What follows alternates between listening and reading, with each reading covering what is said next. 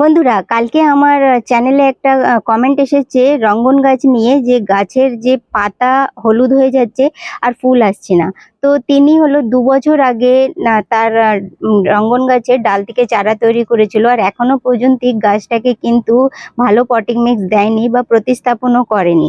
ওই ডালটা ওর মধ্যেই ছিল। তো সাজেশন এটাই, যখনও আপনারা ডাল থেকে চারা তৈরি করছেন, অন্তত ৬ থেকে ৭ মাস পরে একটা ভালো পটিং মিক্স দিয়ে গাছটাকে প্রতিস্থাপন করা।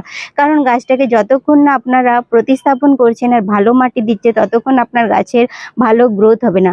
আমি আমার রঙ্গন গাছটা একবার আপনাদেরকে দেখিয়ে দিচ্ছি। এখনো পর্যন্ত খুব সুন্দরভাবে ফুল আছে গাছে, কিন্তু রেগুলার একটা ভিডিও দিলে আপনারাও বিরক্ত হয়ে যাবেন যে একই ধরনের ভিডিও দিচ্ছে। তো যার জন্যই এই দেখুন কত সুন্দর ফুল আসছে, আর গাছের কন্ডিশনও কিন্তু ভীষণ ভালো। তো দেখে নিন, খুব ভালোভাবে ফুল আসছে। তো এইভাবেই আপনারাও কিন্তু আপনাদের গাছের খেয়াল রাখুন। ধন্যবাদ।